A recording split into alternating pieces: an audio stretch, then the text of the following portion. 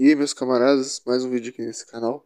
Estou fazendo esse vídeo pois o último vídeo fez muito sucesso. Eu não estava esperando tudo aquilo de views nem de comentários. Fora que ele também deu muitos inscritos. Muitas pessoas gostaram do canal por aquele vídeo, então agradeço quem assistiu e a quem gostou. E agora vamos para a parte 2. Bom, no vídeo passado nós falamos sobre os capangas de Hitler, como eles foram cruéis. Mas existe um grupo que muitas vezes é esquecido nas aulas de história da escola e que hoje eu vou falar aqui, para que todos entendam como não só um, mas todos os lados podem ser cruéis e atingidos pela maldade humana. Então vamos começar esse vídeo. Se você gostar, deixe seu like, deixe comentário sugerindo alguma coisa que você queira ver aqui e aproveitem o vídeo.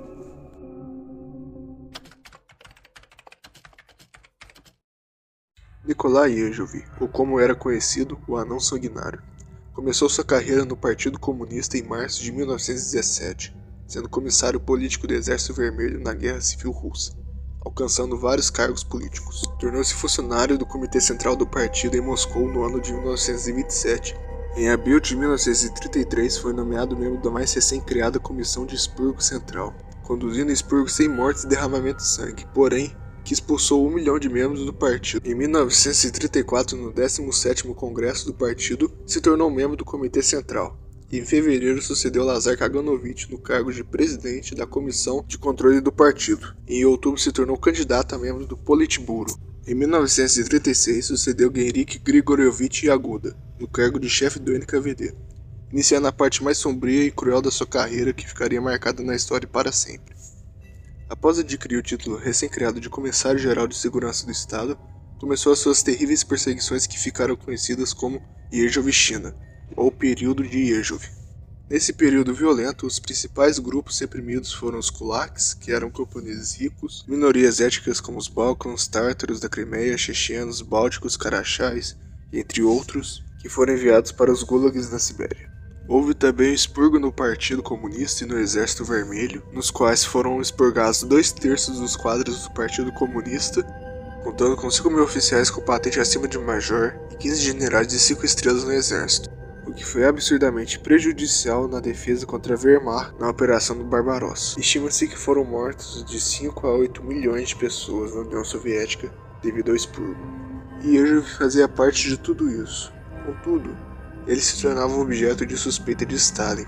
Lavrenti Beria substituiu na chefia do NKVD e Yezhov foi preso. No interrogatório, ele entregou dezenas de membros de sua família e outros conhecidos por supostas atividades antirrevolucionárias, e muitos foram mortos. Ele foi julgado no seu próprio esquema e executado em 1940. Porém, as atrocidades cometidas pela polícia secreta soviética não acabariam, muito pelo contrário, seriam ainda mais massificadas, e veremos isso no próximo tópico. Lavrenti Beria, um dos homens mais cruéis e depravados do século XX, e o sucessor de Nikolai Yezhov, um homem tão cruel e sádico que até mesmo Stalin o chamava de meu Himmler. Nasceu no dia 29 de março de 1899, na Geórgia, no então Império Russo. Ele estudou engenharia na cidade de Baku, onde começou a se misturar com grupos revolucionários que queriam acabar com a monarquia russa, ingressando no Partido Comunista em 1917. Beria trabalhou nas atividades de inteligência e contra-espionagem, trabalhando no Cheka, que tinha uma função similar ao futuro NKVD, a função de eliminar qualquer antirrevolucionário que tentasse causar problemas para a revolução idealizada por Vladimir Lenin. Usavam de torturas, chantagens, policiavam e administravam os famosos campos gulags, conduziam requisições de alimentos, reprimiam rebeliões e motins dos trabalhadores e camponeses e as revoltas no Exército Vermelho.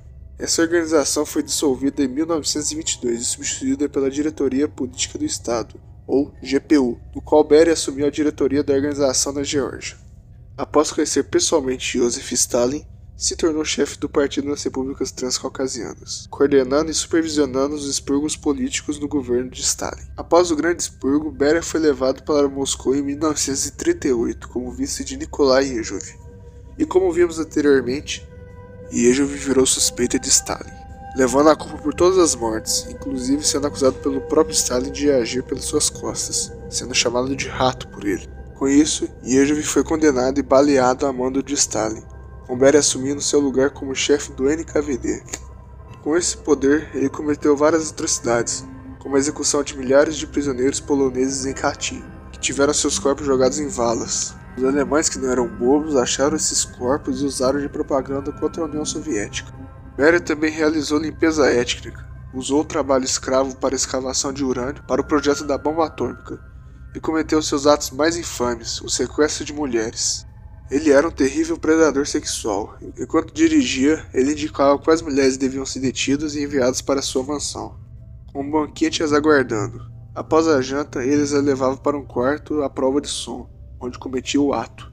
Quando saíam da mansão, recebiam um buquê de flores. Caso aceitassem, indicava que foi consensual. Se não aceitassem, eram presas e mortas. As que resistiram foram estranguladas e enterradas no jardim de rosas da esposa.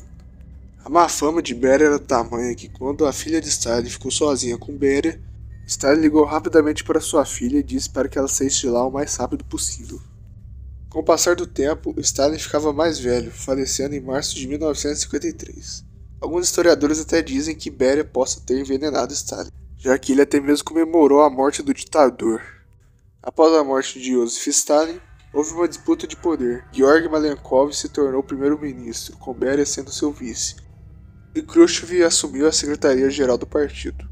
A essa altura, Beria já era bastante odiado por muitos, principalmente depois dele ter tomado algumas medidas mais liberais. Isso obviamente deixou o Politburo muito assustado.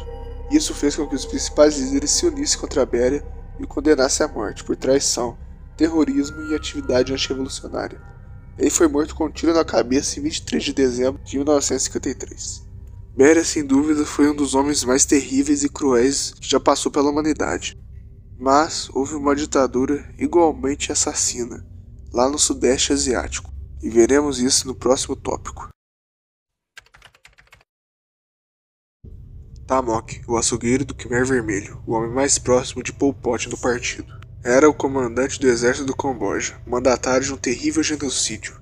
Genocídio esse que muitos consideram um dos mais brutais de toda a história do século XX, se não o mais brutal. Curiosamente, Tamok na sua juventude entrou para a vida eclesiástica, servindo como monge budista em Pali até completar 16 anos. Após deixar a vida de monge, se tornou um militante, protestando contra a colonização da França no território da Indochina, também protestando contra a ocupação japonesa. Com isso, ele foi se aproximando dos anti-franceses, se filiando no Khmer Vermelho, movimento este que era liderado pelo infame Pol Pot, fora da capital Phnom Penh. Essa organização tinha caráter militar, por isso ele conseguiu o posto de general nos anos 60. Também foi assumindo posições políticas de poder, tornando-se chefe do gabinete do partido e membro do comitê permanente do Comitê Central do Khmer Vermelho. Ele foi se aproximando de Pol Pot. Com isso, concentrou seus poderes até se tornar líder do exército do Kampuchea, e deu início a terrível e atroz genocídio contra aqueles que se opunham ao projeto ou que iam de encontro ao padrão desejado pelo Khmer, cometendo atrocidades que lembravam em muito as cometidas pelos nazistas, perseguindo pessoas como deficientes, estrangeiros, minorias étnicas e intelectuais. Após a tomada do poder em 1975, o Khmer Vermelho deu início a uma radical mudança social, mudando o nome do país para Kampuchea Democrático e dando início à criação de uma sociedade comunista puramente agrária. Muitos moradores urbanos foram levados até o campo e se misturaram com os locais, sendo submetidos a trabalho forçado, com 2 milhões de cambojanos morrendo em assassinatos, tortura e fome. Além de tudo, o Khmer acreditava que as pessoas estavam envenenadas pelo capitalismo. Então, tiraram dessas pessoas os seus filhos, sendo educados intensamente nos ideais comunistas, aprendendo métodos de tortura em animais. Elas foram um terrível e cruel instrumento ditatorial do partido. Eles tinham até um lema: não existe benefício em mantê-lo vivo, não existe prejuízo em destruí-lo. Inicialmente buscavam o comunismo ortodoxo. Contudo, essa ideologia foi se desenvolvendo e criaram o seu próprio ideal, que tomava rumos largos ao marxismo original, já que consideravam o camponês o único proletariado verdadeiro e único representante da classe trabalhadora. Depois de 4 longos anos no poder, o Khmer Vermelho perdeu sua hegemonia após a invasão do Vietnã no Camboja. Porém, o governo de Pol Pot ainda controlava o norte do país, e Tamok estava em privilegiada posição, comandando 5.000 homens. Nesse período, entrou um novo governo de comunistas descontentes com o regime do Khmer, que durou 10 anos, até a ocupação da ONU no país, que virou um protetorado da Organização das Nações Unidas. Depois de um tempo, o partido do Khmer se dividiu e Tamok se tornou o líder supremo de uma das facções, sendo preso por força do novo regime monárquico. mas fugiu e viveu nas florestas por um tempo, sendo capturado novamente em 99 pelo exército, sendo mantido em reclusão, nunca recebendo o devido julgamento pelos seus crimes. Tamok sem dúvida foi um homem cruel, nunca mostrou arrependimento pelos seus crimes, apesar de ter atingido diretamente ou indiretamente 2 milhões de cambojanos. Mas ainda resta um homem, que se tornou um dos mais famosos guerrilheiros comunistas de toda a história, e foi muito romantizado, e até hoje é defendido por muitas pessoas. E veremos isso no próximo tópico.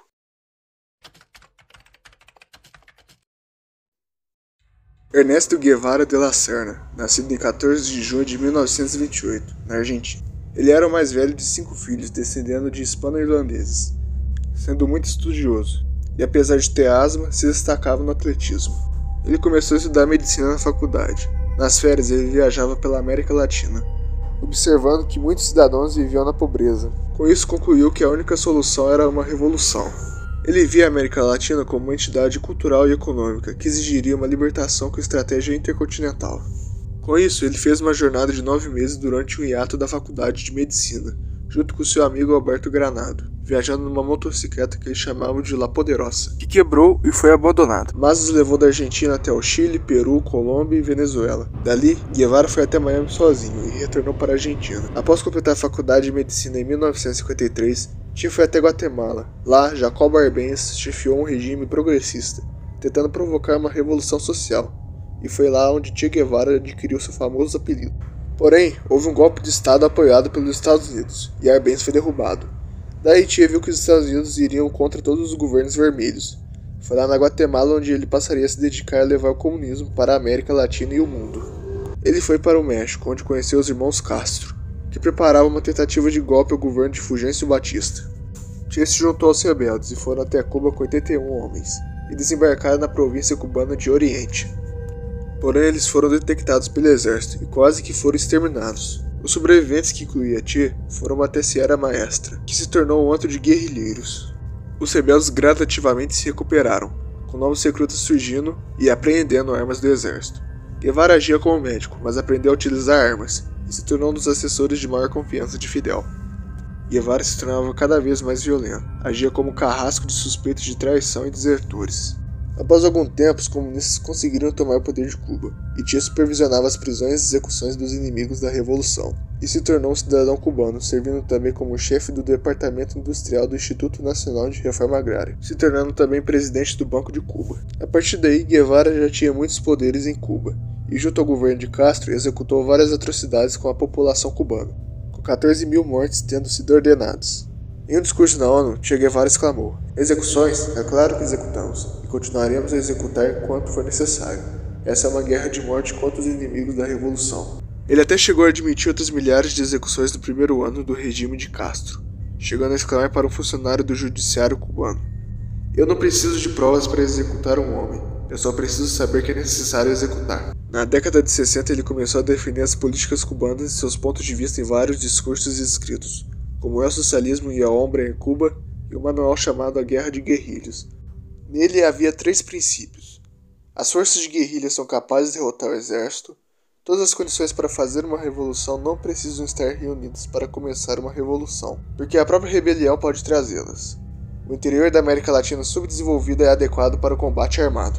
Guevara ainda expôs uma espécie de novo cidadão socialista que trabalharia para o bem da sociedade e não para o lucro próprio. Contudo, ele foi desanimando quando Cuba cada vez mais dependia da União Soviética. Também se sentiu traído quando os soviéticos removeram os mísseis sem consultar a liderança cubana. E passou a olhar para a China e o ditador Mao Tse-tung como exemplo, e buscava apoio dos mesmos. Então, ele decidiu sair de Cuba e apoiar outras revoluções em outros países, e tentou inutilmente auxiliar o batalhão Patrício Lumumba em uma guerra civil no Congo. E mais tarde renunciou ao cargo ministerial de Cuba e à sua cidadania. E depois de fracassar no Congo, ele fugiu para a Tanzânia e depois foi até Praga.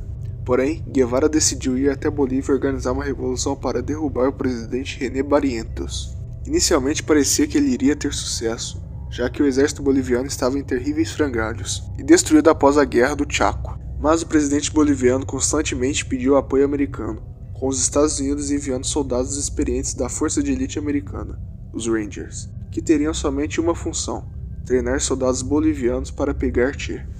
E eles conseguiram esse feito, e destruíram os poucos que restavam, Che foi levado até uma escola, onde foi interrogado, revelando várias pretensões de organizar outras revoluções na América Latina. Após alguns dias, ele finalmente foi executado. Seu corpo foi exposto em uma lavanderia e suas mãos foram removidas para realizar uma autópsia. Essa operação é tão épica que irá ganhar um vídeo futuro somente dela.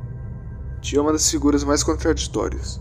Hoje em dia ele é amado e se tornou um símbolo, mas esconde um passado maldito, com muitas vidas ceifadas em nome de seus ideais, além de, é claro, ser arrogante, não tendo nenhum arrependimento dos seus atos. E quanto aos soldados bolivianos que salvaram seu país da revolução promovida por Che, foram esquecidos e quase nem são lembrados hoje.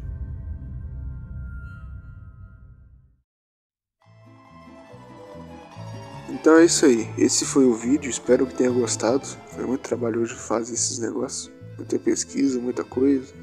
Então deixe seu like e compartilhe com os seus amigos. Deixe sugestões também para mais vídeos, para que eu possa ter mais ideias e postar aqui no canal. Então é isso, muito obrigado, Deus abençoe a todos e até o próximo vídeo.